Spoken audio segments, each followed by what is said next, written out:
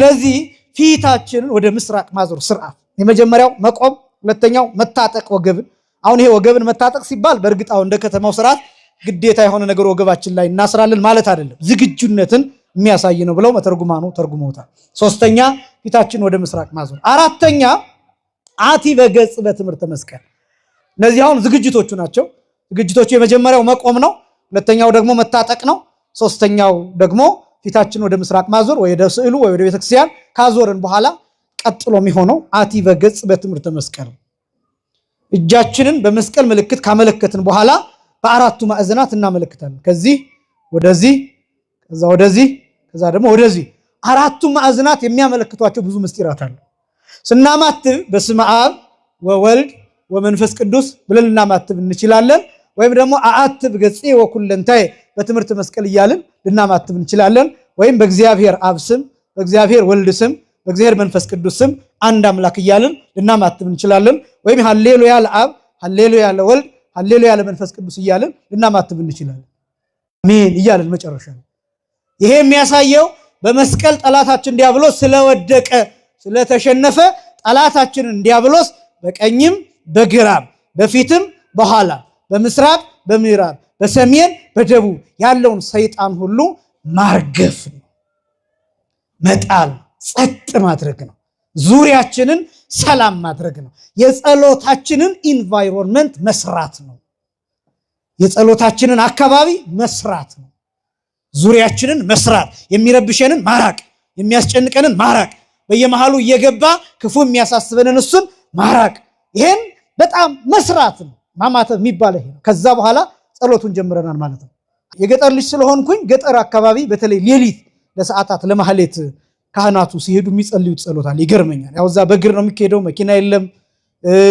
ሌሊት ነው የሚሄደው እና በመንገድ እየጸለዩ ነው የሚሄዱት ብዙዎቹ ትምህርተ በዓቱ ሊሆን ይችላል የሚጸልዩት ኪዳን ሊሆን ይችላል በእንተ ትምህርተ በዓት ቅድመ ዘትነገርን ጵርስ ፎራ ወደ ቀኝና ወደ ግራ እየዞሩ ያሉት ጊዜ ራሱ ጨለማውን የሚገላምጡት ነው የሚመስለኝ በጣም ነው የሚደንቀው ሲናገሩት ወደ ቤተክርስቲያን ሲገቡ ልክ ከውስጥ ሲገቡ ሰላም ለኪ ቅድስት ቤተክርስቲያን እያሉ ሲገቡ የድምጻቸው ግርማ የቃሉ አወጣጥ ኃይል እንደ እሳት ነበልባል እየተምዘገዘገ ነው የሚወጣው እንደ ሰይፍ ነው የሚወረወረው ጸሎት ማለት እንደሱ እንደ ሰይፍ ስትወረውሩት እንደ እሳት ስተፉት እንደ ነበልባል ስታቃጥሉት ያ ነው ጸሎት የሚባለው እሱ ነው የምትጸልዩትን ጸሎት ከአፋችሁ ጉርድ እያለ ሲወጣ ሲወረወር ልክ ድንጋይ ሲወረወር ጅር እያለ ድምጽ እንደሚሰማው ልክ እንደዛ እሳት እየሆነ ሲወጣ መታወቅ አለበት ጸሎት እሱ የመጀመሪያው መቆም ቀጥ ብሎ መቆም የጸሎት ስርዓት የሚባለው ቀጥ ብሎ መቆም ለጸሎት ስንነሳ ቢቻል ምናልባት ተቀምጠው መጸለይ የሚችሉ ሰዎች አሉ ማለት የሚፈቀድላቸው የጤና ችግር የሚያስቸግራቸው ሰዎች ካሉ መቆም የማይችሉ ሰዎች አሉ በአካል ጉድለት ምክንያት በእድሜ ምክንያት በህመም ምክንያት በወሊድ ምክንያት በእርግዝና ምክንያት በእነዚህና በመሳሰሉት ምክንያት መቆም የማይችሉ ሰዎች አሉ ተቀምጠው መጸለይ ይችላሉ ተቀምጠው መጸለይ የማይችሉ ሰዎች ተኝተው መጸለይ ይችላሉ እየሰማችሁ ይሄ ነው ቆመው መጸለይ የማይችሉ ሰዎች ተቀምጠው መጸለይ ይችላሉ ተቀምጠው መጸለይ የማይችሉ ሰዎች ምን ብለው መጸለይ ይችላሉ ተኝተው መጸለይ ይችላሉ ምክንያቱም ተተኝተው ከእግዚአብሔር ጋር መነጋገር ስላለ በመኝታቸው ሆነው አልጋቸውን በእንባቸው ያጠቡ ቅዱሳን ስላሉ አልጋቸውን በእንባ የሚያረሱት ቅዱሳን ስላሉ አልጋቸው ላይ መኝታቸው ላይ ሆነው የበቁ ሆስፒታል ውስጥ ሆነው በዚህ ሰዓት ታመው መንቀሳቀስ የማይችሉ ግሉኮስ ተተክሎላቸው ግን በዚህ ሰዓት ከእግዚአብሔር ጋር ንግግር ያላቆሙ ሰዎች አሉ ምክንያቱም እነዚህ ሰዎች ትንፋሻቸው አልቆመም ጸሎት የክርስቲያን ትንፋሽ ነው ጸሎት የክርስቲያን ምንድነው አልኳችሁ ትንፋሽ ትንፋሽ አይቆምም ሰውየው አልሞተም ግሉኮስ ቢተከለለትም አልሞተም ትንፋሹ አልቆመም ስለዚህ ልክ እንደዛ ጸሎት ተኝተንም አይቆምም በምንም ሰዓት ቢሆን ማሰብ በምንችልበት ጊዜ ሁሉ እግዚአብሔር እናስባለን ጸሎት እሱ ስለዚህ የመጀመሪያው ግን ለሁላችንም ለጤነኞቹ የሚሰራው ስርዓት ግን ጸሎት ቀጥ ብሎ መቆም ነው ከመጽሐፍ ቅዱስ መዝሙር 5 ቁጥር 3 ላይ ልበ አምላክ ዳዊት እንዲህ ይላል መዝሙር 5 ቁጥር 3 ላይ በጽባህ እቀውም ቅድሜከ ወአስተርኢ ለከ በጠዋት በማለዳ በፊትህ እቆማለሁ በፊትህ ምን እላለሁ እቆማለሁ። ወአስተርኢ ለከ ላንተም እታያለሁ። ላንተም ምን እላለሁ? እታያለሁ። መቆም ምንን የሚያሳይ ነው ቢባል ዝግጅትን የሚያሳይ ነው። መቆም ደግሞ ሲባል የእግሮቻችን መስተካከል፣ የሰውነታችን መቆም፣ ይሄ ብቻም አይደለም። የልባችን መቆም፣ የልባችን መጽናት፣ የህሊናችን መቆም፣ የህሊናችን መጽናት፣ የሐሳባችን መገዛት፣ በእግዚአብሔር ፊት መሆንን ማሰብ መወሰን ማለት ነው። መቆም የሚባለው እሱ ነው። በእግዚአብሔር ፊት መቆም። ከዛ በእግዚአብሔር ፊት የቆመው ሰው ምን ያስባል? በንጉሥ ፊት ነው የቆምኩት ይላል። ለምሳሌ በነገስታቱ ስርዓት፣ በነገስታት ፊት የሚቆም ሰው የሚከተላቸው ስርዓቶች አሉ። በነገስታቱ ፊት ቆሞ ለምሳሌ እግሩን እንደዚህ ማጣመር አይችልም። ወገቡ እንደዚህ አድርጎ መያዝ አይችልም። በትክክል እንዲቆም የሚነገረው ስርዓት አለ። ሲቆምም ቀርቦ ንጉሱ ፊት አይደለም የሚቆመው፣ የሚፈቀድለት ቦታ ራቅ ብሎ ነው የሚቆመው። በመሃል የንጉሱ አሽከር ይኖራል፣ አስከባሪ፣ መጋረጃ ከፋችና የሚባል አለ፣ አሃዜ መንጦላይት የሚባል እሱ የሚቆምበትን ቦታ ያሳያል። አንዳንድ ቦታ ደግሞ አሸርጦ ይቆማል። ልብሱን አሸርጦ ወገቡ ላይ አስሮ ይቆማል። ይሄ ሁለተኛ የምናየው ነው። መቆም የሚባለው እሱ ነው። በንጉስ ፊት በእግዚአብሔር ፊት ቆመናል፣ በአባታችን ፊት ቆመናል። እሱን የሚያሳይ ነው። ለጸሎት የመጀመሪያው መቆም ያስፈልጋል። መቆም ተስተካክሎ መቆም፣ በስርዓት መቆም የመጀመሪያው። ሁለተኛው ቀንይት ነው፣ መታጠቅ፣ ወገብን መታጠቅ። በሉቃስ ወንጌል ምዕራፍ 12 ቁጥር 35 ላይ ጌታ እንዲህ ብሎ ተናግሯል። ወይኩን ቅኑተ ሐቁክሙ ወህትወ ማኅተዊክሙ፣ ወገባችሁ የታጠቀ። ወገባችሁ ምን ያለ? የታጠቀ፣ መብራታችሁም የበራ ይሁን ይላል። መታጠቅ ይገባል። ለምሳሌ አሁን በጥንቱ ስርዓት አሁንም በገዳማት ስንክሳር የሚያነብሰው፣ ሰዓታት ሲቆም ምንባባትን የሚያነብሰው፣ ንኢ ሲባል የመሳሰሉት ቦታዎች። ይሄ ብቻ ሳይሆን ከቅድስቱ ወደ ቤተ መቅደሱ ሲገባ ልብሱን እንደዚህ ወገቡ ላይ አስሮ ታጥቆ ነው የሚገባው። ስንክሳር የሚያነብሰው፣ ቅኔ የሚቀኝ ሰው፣ ክብሪቲ የሚያወርድ ሰው፣ ምልጣን የሚመራ ሰው፣ እነዚህ ሰዎች ይታጠቃሉ። በገዳም ይሄ ስርዓት አለ እና መታጠቅ የሚያሳየው ዝግጅትን ነው የሚያሳየው። በገዳም ያሉ አባቶች እሱ ብቻ ሳይሆን ዘመናቸውን ሙሉ ጠፍር ታጥቀው ይኖራሉ። ያ ጠፍር በጣም ደረቅ ነው። ደረቅ ከመሆኑ የተነሳ ወገባቸውን እየሰመጠ እየሰረሰረ የሚያስጨንቃቸው እና የዓላማው ምንድነው? ለጸሎት የሚቀሰቅስ ነው። ለጸሎት የሚቀሰቅስ ለምሳሌ የቅዱስ ዮሐንስ መጥምቅ ታሪክ ታስታውሱ እንደሆነ ወቅናቱ ዘአዲም ይላል ወንጌል። መታጠቂያው ከጠፍር የተሰራ ነው ይላል። ደረቅ ነው እና ያ ደረቁ ሲተኛም አያወልቀውም፣ ሲሄድም እንደታጠቀው ነው፣ ሲቆምም እንደታጠቀው ነው። ሄሮድስን ሲዘልፈው የሄሮድስን የፊልጶስን ሚስት ልታገባ አይገባም የወንድምን እያለ ሲገስጸው ጠፍር ታጥቆ ነው ይገስጸው የነበረው። በሄደበት ቦታ ሁሉ ወገቡ ላይ ጠፍራል። ይሄ ጠፍር ወገቡን ይሰነጥቀዋል፣ በየጊዜው ያስጨንቀዋል። በየጊዜው አባቶቻችን እንደዛ ናቸው በየገዳማቱ ያሉ። ስለዚህ መታጠቅ፣ በጸሎት መታጠቅ ፍጹም የሆነ ዝግጅትን የሚያሳይ ነው፣ ቁርጠኝነትን የሚያሳይ ነው። ይሄስ ምንድን ነው ቢባል አለማቋረጥ። ለምሳሌ ለጸሎት የቆመው ሰው ስልኩ ቢጠራ ማቋረጥ የለበትም፣ ስሙ ቢጠራ ማቋረጥ የለበትም። ከአቅም በላይ የሆነ ነገር ካልገጠመው፣ ህመም ካልገጠመው፣ የሚጥል ነገር ካልገጠመው በስተቀር ማቋረጥ የለበትም። ጸሎት መስቀል ነው። ጸሎት ምንድን ነው አልኳችሁ? መስቀል ነው። ክርስቶስ 3 ሰዓት በመስቀል ቆይቷል። ወገቡን ታጥቋል። መስቀል ላይ በምንድን ነው የታጠቀው ቢባል ችንካር ታጥቋል። ይሄ ብቻ ሳይሆን ከመስቀሉ ጋር የሚያጣብቀው ሽቦ ከወገቡ ጋር ታስሯል። ያ ሽቦ ደግሞ እንደገና በችንካር ተቸንክሯል። ከልቡ ጋር፣ ከሆዱ ጋር፣ ከደረቱ ጋር። ያ ችንካር ደግሞ በደረቱ አልፎ ከመስቀሉ እንጨት ጋር አገናኝቶታል።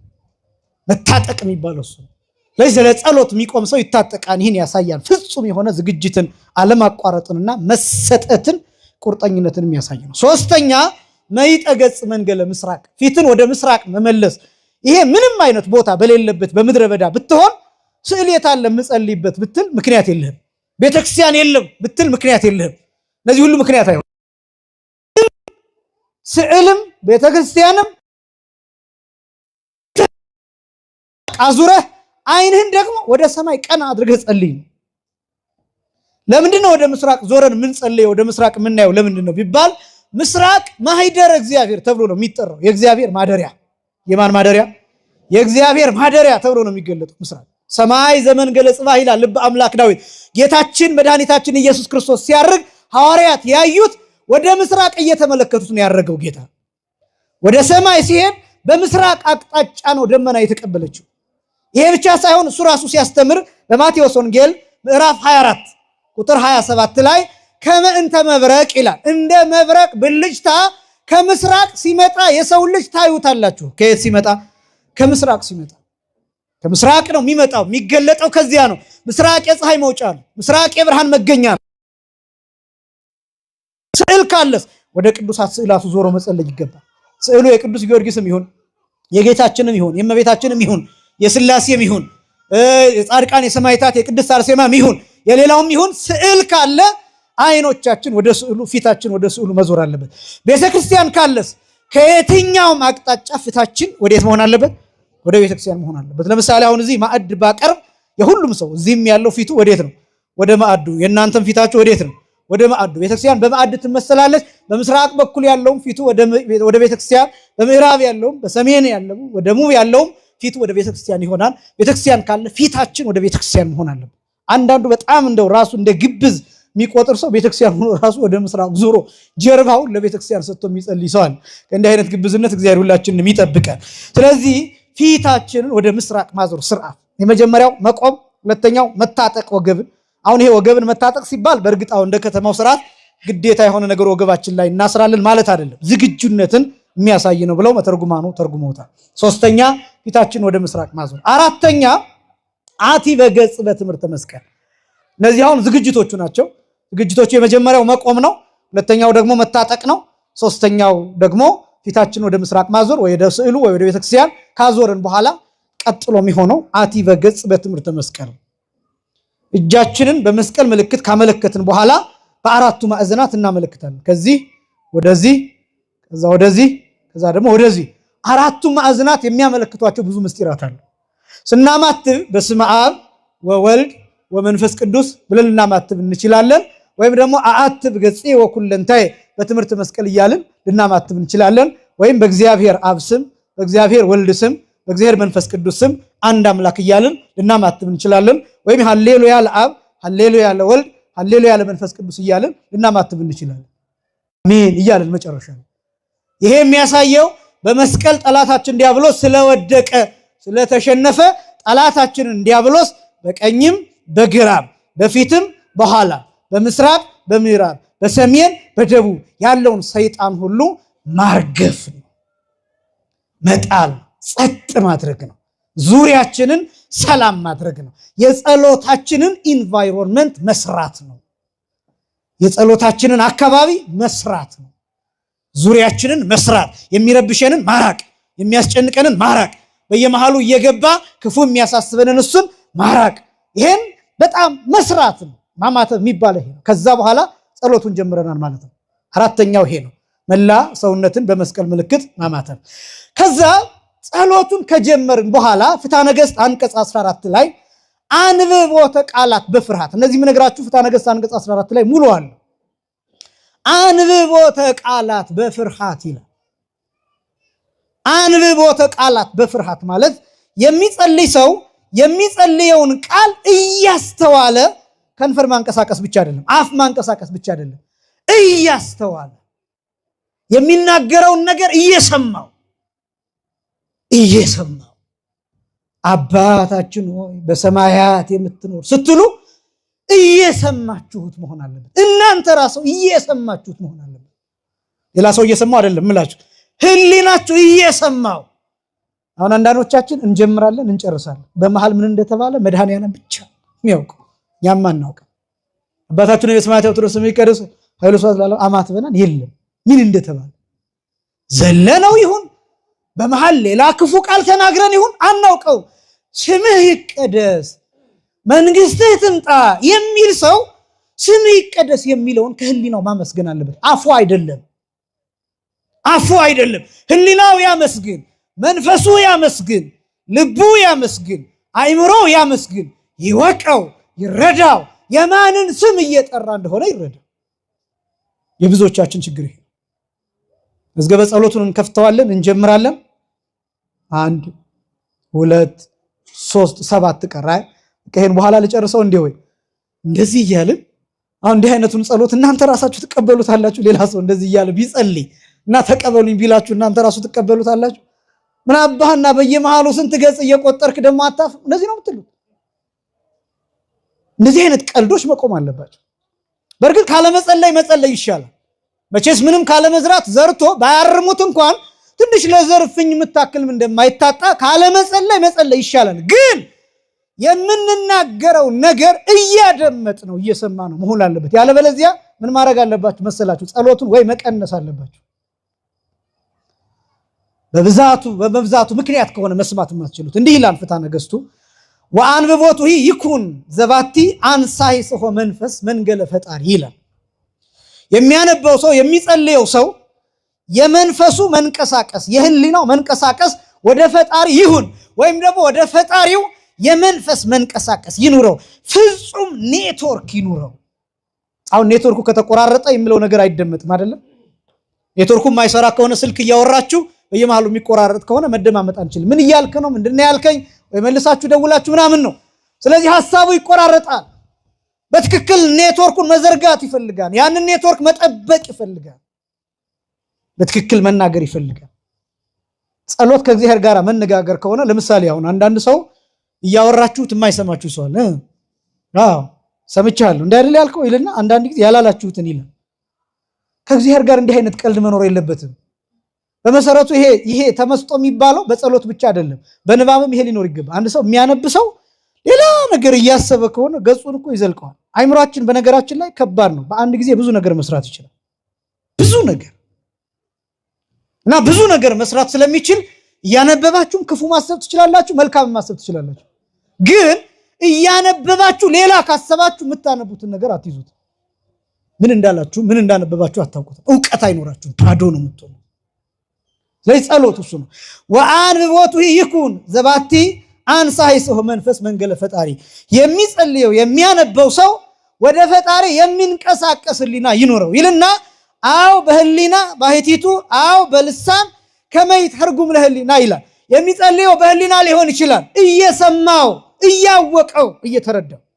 ዝም ብዬ ልጸልይ ይችላል። ዝም ብዬ እንዳልኳችሁ ዝምታም ጸሎት ነው ብያችኋል። ያው ዝም ብዬ ሳልናገር በሐሳቤ እግዚአብሔር ይርዳኝ የቀና ብዬ ብቻ ልጸልይ ይችላል። ግን ይሄን የምለውን ህሊናዬ ሊያውቀው ይገባል። ይሄ ነው ለህሊና ትርጉም ሊኖር። አው በልሳን ከመይ ተርጉም ለህሊና። በአንደበት ከሆነስ እየተናገረ ከሆነስ ለህሊናው ይተርጉምለት ይላል። ለህሊናው ይተርጉምለት። የሚጸለይ ጸሎት እንደዛ መሆን አለበት እንጂ አሁን ይሄ መዝገበ ጸሎቱን ይዘን 150 ምናምን አለው መሰለኝ ጸሎት ያን ሁሉ ብንዘልቀው ካልሰማ ነው ካልተረዳ ነው ዋጋ የለው። መመላለስ ራሱ ይፈልጋል። መመላለስ ለምሳሌ አንድ ገጽ ሳይታወቃችሁ ሐሳባችሁ ወጣ ገባ እያለ ሳይታወቃችሁ አንዱን ገጽ ከዘለቃችሁት እንደገና ተመልሳችሁ ትዝ ከሚላችሁ ክፍል ጀምራችሁ መጨረስ አለባችሁ እያስተዋላችሁ። ለዚህ ደግሞ መድኃኒቱ ምንድነው? የምትናገሩትን ቃል እርግጥ እያደረጋችሁ። ለምሳሌ እኔ በጣም ይገርመኛል። የገጠር ልጅ ስለሆንኩኝ ገጠር አካባቢ በተለይ ሌሊት ለሰዓታት ለማህሌት ካህናቱ ሲሄዱ የሚጸልዩት ጸሎት አለ። ይገርመኛል። ያው እዛ በእግር ነው የሚሄደው፣ መኪና የለም፣ ሌሊት ነው የሚሄደው እና በመንገድ እየጸለዩ ነው የሚሄዱት ብዙዎቹ። ትምህርተ በዓቱን ሊሆን ይችላል የሚጸልዩት፣ ኪዳን ሊሆን ይችላል። በእንተ ትምህርተ በዓት ቅድመ ዘትነገርን ጵርስ ፎራ ወደ ቀኝና ወደ ግራ እየዞሩ ያሉት ጊዜ ራሱ ጨለማውን የሚገላምጡት ነው የሚመስለኝ። በጣም ነው የሚደንቀው ሲናገሩት። ወደ ቤተክርስቲያን ሲገቡ ልክ ከውስጥ ሲገቡ ሰላም ለኪ ቅድስት ቤተክርስቲያን እያሉ ሲገቡ የድምጻቸው ግርማ የቃሉ አወጣጥ ኃይል እንደ እሳት ነበልባል እየተምዘገዘገ ነው የሚወጣው። እንደ ሰይፍ ነው የሚወረወረው። ጸሎት ማለት እንደሱ እንደ ሰይፍ ስትወረውሩት፣ እንደ እሳት ስተፉት፣ እንደ ነበልባል ስታቃጥሉት ያ ነው ጸሎት የሚባለው። እሱ ነው የምትጸልዩትን ጸሎት ከአፋችሁ ጉርድ እያለ ሲወጣ ሲወረወር፣ ልክ ድንጋይ ሲወረወር ዥር እያለ ድምፅ እንደሚሰማው ልክ እንደዛ እሳት እየሆነ ሲወጣ መታወቅ አለበት። ጸሎት እሱ ነው። ጸሎት እሱ ነው። አንብቦተ ቃላት በፍርሃት ማለት ይሄ ነው። ስትናገሩት እየታወቃችሁ እየተረዳችሁ። ከዛ አስተብርኮ ሰጊድ ስድስተኛ። አስተብርኮ ማለት መንበርከክ ማለት ነው። ሰጊድ ማለት መስገድ ማለት ነው። ስግደት በሶስት ይከፈላል። የመጀመሪያው መውደቅ ይባላል። ሁለተኛው መንበርከክ ይባላል። ሶስተኛው አርንኖ ይባላል። አርንኖ የሚባለው እንደዚህ ወገብ ጎንበስ አንገት ቀለስ ማድረግ ይሄ አርንኖ ተብሎ ይጠራል። አርንኖ አርስቲክሙ ቅድመ እግዚአብሔር አምላክነ የሚለው ዲያቆን አምላካችን በእግዚአብሔር ፊት ራሳችሁን ዘንበል ዝቅ አድርጉ የሚባለው እሱ አርንኖ ይባላል። አስተብርኮ ደግሞ የሚባለው እጅና ጉልበት ብቻ መሬት የሚነኩበት እሱ አስተብርኮ ተብሎ ይጠራል። ወይም ደግሞ ጉልበት ብቻ መሬት የሚነካበት አስተብርኮ መንበርከክ ይባላል። ስግደት የሚባለው ግን መውደቅ ነው። ሶስት አካሎቻችን መሬት ይነካሉ። አንደኛው ግንባር፣ ሁለተኛው እጅ፣ ሶስተኛው ጉልበት። ይሄ ሰጊድ ይባላል። እነዚህ ጸሎቶች የቃል ጸሎቶችን ይፈልጋሉ። ምናልባት አንዳንድ ሰው አቅም ያለው ሰው ተንበርክኮ የዕለቱን ውዳሴ ማርያም ሊጸልየው ይችላል። ግድ አይደለም።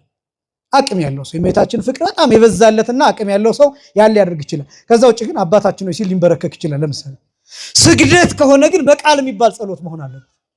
ምክንያቱም እየሰገድን ልናነብ ስለማንችል። ስለዚህ እግዚኦ መሐረነ ክርስቶስ ሊሆን ይችላል፣ ኤሎሄ ሊሆን ይችላል፣ ስማና አምላክነ ሊሆን ይችላል፣ ኪርያላይሶን ሊሆን ይችላል። እነዚህን ቃላት እየተናገረን እየሰገድን እንደየአቅሙ 40 ሊሆን ይችላል፣ 50 100 ሊሆን ይችላል። በማንኛውም ጊዜ ክፉ ሐሳብ ሊያሸንፈን በመጣ ጊዜ እየሰገድን ልንጸልይ እንችላለን። ራሱ ስግደት ብቻውን ጸሎት።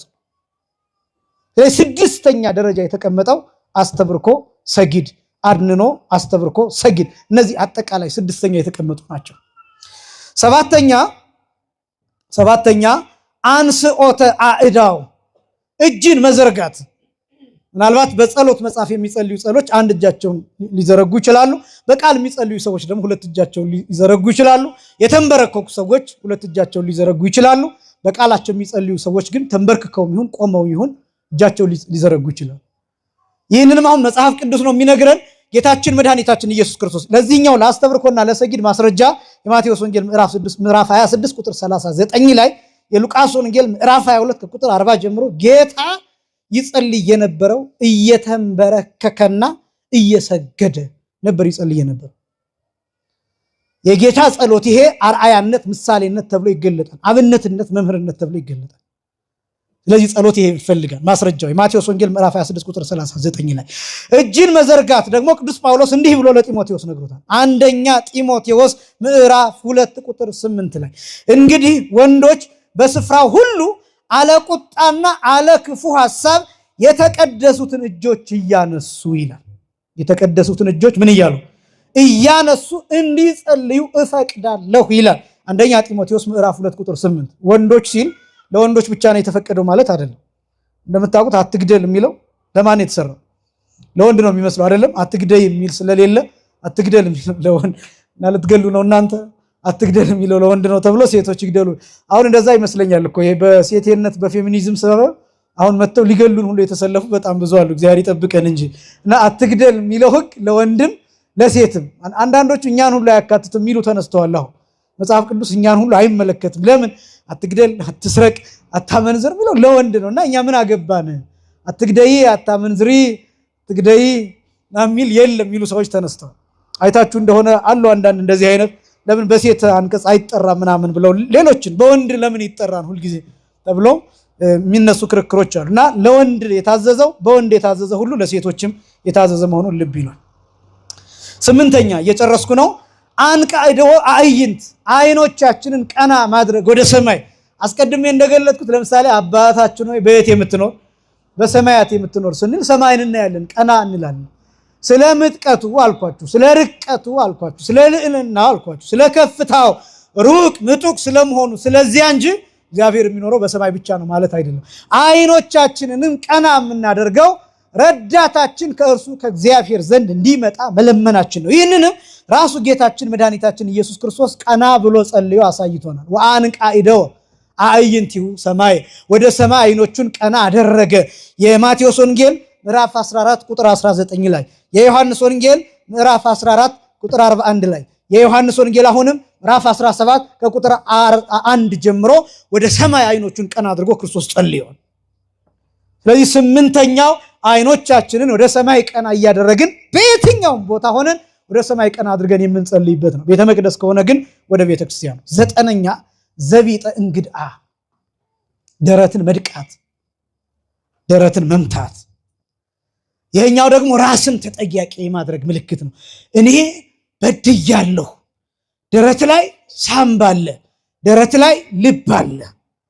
በዚህ በልቤ ክፉ አስቤ አንተን በድያለሁ፣ አስቤ ኃጢአት ሰርቻለሁ፣ አስቤ ቂም ይዣለሁ፣ አስቤ በቀል አስቤያለሁ፣ ስለዚህ ማረኝ ይቅር በለኝ እያልን የጥፋተኝነት ስሜት እየተሰማን ደረታችንን እየደቃን እየመታን በገዳም ያሉ አባቶች በበረሃ ያሉ አባቶች ማንም ሳያያቸው በድንጋይ ራሳቸውን ይመታሉ፣ ልባቸውን ይመታሉ፣ ደረታቸውን ይመታሉ፣ ራሳቸውን ይገርፋሉ። የክርስቶስን መከራ ያስቡበታል። በመጽሐፍ ቅዱስ የሉቃስ ወንጌል ምዕራፍ 18 ቁጥር 14 ላይ ቀራጩ ይጸልይ የነበረው አንገቱን ደፍቶ ደረቱን እየደቃ ነበር። ወጎድአ እንግዳሁ ወይየደልሆኒ ርአይ ንሆ ለሰማይ ቀና ብዬ ሰማዩን ስፋት መጠን አይዘን አይገባኝም ብሎ አንገቱን ደፍቶ ደረቱን ይመታ ነበር ይላል የሉቃስ ወንጌል ምዕራፍ 18 ቁጥር 14 ላይ። የሉቃስ ወንጌል ምዕራፍ 23 ቁጥር 27 ላይ ደግሞ ብትመለከቱ ጌታችን በሚሰቀልበት መከራ በሚቀበልበት ጊዜ ይከተሉት የነበሩት ሴቶች ደረታቸውን እየደቁ እየመቱ እኔን ያሉ ያለቅሱ ነበር። እና ደረትን መድቃት የክርስቶስን መከራ የመካፈል ምሳሌ ነው። ችንካሩን የመካፈል ምሳሌ ነው። ደሙን የማየት መከራውን የመረዳት መከራውን የማወቅ ምሳሌ ነው። ስለዚህ በጸሎት ጊዜ 9ኛ ደረትን መድቃት ይፈልጋል። የመጨረሻው ማልቀስ ይላል ፍትሐ ነገሥቱ። ማልቀስ ይላል። በምትጸልዩበት ጊዜ ግን በቅንፍ ምን አስቀምጧል? ለዘይት ካህል ወይ ይላል፣ ለሚቻለው ይላል። አንዳንድ ሰው ንባብ የማይወጣው ሰው አለ፣ ጭራሽ ድርቅ ያለ ሰው አለ። ግን የሚወደው ሰው ሙቶ ራሱ ማልቀስ የማይችል ሰው አለ። እና ለዘይት ካህል የሚለው የተቀመጠው ለዚያ ነው። እንባ የልብ መሰበር ምሳሌ ነው። በእንባ ነፍስ ትታጠባለች። በእንባ ልብ ይታጠባል። በእንባ አይምሮ ይታጠባል። በእንባ እረፍት ይገኛል። በአራት ምክንያት ማልቀስ ይፈቀዳል። አንደኛው የራስን ኃጢአት አስቦ ማልቀስ፣ ሁለተኛው የባልንጀራን ኃጢአት አስቦ ማልቀስ፣ ሶስተኛ የሰማዕታትን ግፍ መከራ አስቦ ማልቀስ፣ አራተኛ የጌታን ሞት መከራ አስቦ ማልቀስ። በእነዚህ በአራት ነገሮች ብቻ ማልቀስ ለክርስቲያን ይፈቀዳል። የሚወደው ሰው ቢሞት ማልቀስ የሚችለው 3 ጊዜ ብቻ ነው መጽሐፈ ግንዘቱ የሚያስቀምጠው። አንደኛ ነፍስ ከስጋ ስትለይ ያለቅሳል። ሁለተኛ ሬሳ ከቤት ሲሸኝ ሲወጣ ያለቅሳል።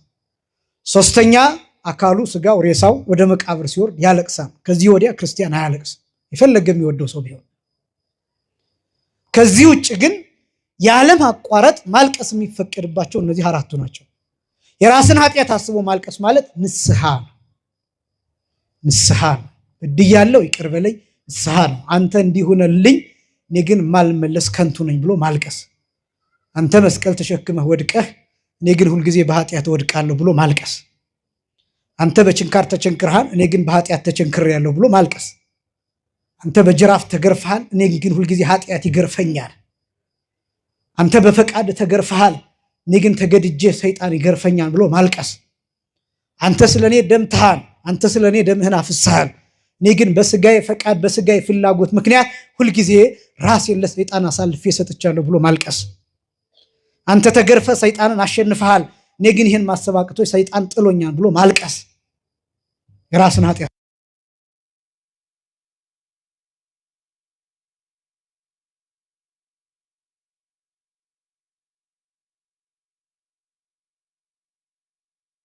ሚዲያ ላይ እየወጡ ቤተክርስቲያኗን 24 ሰዓት የሚያሟት ሰዎች አሉ አይደለም? ለነሱ አልቅሱላቸው። እነዚህ ያልተለቀሰ ለማን ይለቀሳል? በዚህ ቤተክርስቲያን ከብረው ያለፉ እቺ ቤተክርስቲያን የሾመቻቸው የሸለመቻቸው ታዋቂ ያደረገቻቸው የቤተክርስቲያኒቷን ምስጢር ያወቁ አሁን ግን ሜዳ ላይ እየዘረገፉ የሚስቁ የሚሳለቁ ቤተክርስቲያኒቷ በኩል የውጭውን እድል ሌላውን እድል የሀብቱን እድል ጥሩ መኪና ዓለምም ላይ ጥሩ ስፍራ አግኝተው መልሰው ግን ቤተክርስቲያኒቷን የሚወጓት ቢያንስ ዝም ቢሉ እንኳን ምላለ ለነዚህ ያልተለቀሰ ለማን ይለቀሳል? እንኳን ለቤተክርስቲያን እንኳን ለማህበር እንኳን ለዚህ ሁሉ በሚሊዮን ለሚቆጠር ህዝብ ይቅርና ከጓደኛ ጋር ስትጣላ እንኳን በፊት የነበረውን ምስጢር አታውጣበት። ጓደኞች እያላችሁ ያወራችሁትን ምስጢር አትናገርበት። ጠብቀው። ይሄን የምታደርግ ከሆነ አንተ ሰይጣን ነህ። ይሄን የምታደርግ ከሆነ አንተ ከዲያብሎስ ወገን ነህ። አንተ ከእግዚአብሔር ወገን አይደለም። ፍቅር እያለ የሰማኸውን ምስጢር ስትጣላ ጉድህን ዘረግፈዋለሁ እያል ይህንን እንደ ትልቅ ነገር የምታወራ ከሆነ እሱ አይደለም ችግር ያለበት አንተ ነህ። የአንተ ኃጢአት ይብሳል። እንኳን የሚሊየን የሚቆጠር ህዝብን በአንድ ላይ መስደድ። እነዚህ ሰዎች ለጸሎት ስትቆሙ ማስተዋሉን ስጣቸው እያላችሁ ጸልዩላቸው። አብደዋል። ክፉ መንፈስ አድሮባቸዋል። ያሰቃያቸዋል። ቅናት ያሰቃያቸዋል። ምቀኝነት ያሰቃያቸዋል። በቀል አይምሯቸው ጨለማ ነው። ለነዚህ ይለቀሳል። የባልንጀራን ኃጢአት አስቦ ማልቀስ። ሶስተኛው የሰማዕታትን ግፍ የሰማዕታትን መከራ አስቦ ማልቀስ። በብሉይ ኪዳን ከአቤል ጀምሮ እስከ ካህኑ ዘካርያስ ድረስ የተገደሉትን፣ በአዲስ ኪዳን ከቅዱስ እስጢፋኖስ ጀምሮ እስካሁን ድረስ አንገታቸው እየተቀነጠሰ በመቅደሱ ደጃፍ ስለሚገደሉት ሰዎች ማልቀስ ይገባል።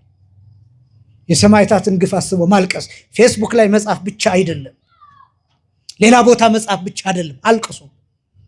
መጸለይ ስለተገደሉት ሕፃናት፣ ወላጅ ስላጡት ሕፃናት፣ ስለሚሳደዱት ሕፃናት፣ ስለሚፈናቀሉት ሰዎች፣ አጠቃላይ ስለሚገፉት ክርስቲያኖች ስለነሱ አስቦ ማልቀስ ይፈቀዳል። እንባን ማፍሰስ። የሚያለቅስ ሰው ግን አለ። ወሬ ለማድመቅ ብሎ የሚጽፍ ሰው ሊኖር ይችላል። የሆነ ቦታ ክሬዲት ለማግኘት ብሎ የሚጽፍ ሰው ሊኖር ይችላል። የሆነ ለኮንተንት ብሎ የሚናገር ሰው ሊኖር ይችላል። ግን የሚያለቅስ ሰው አለ ቤቱን ዘግቶ።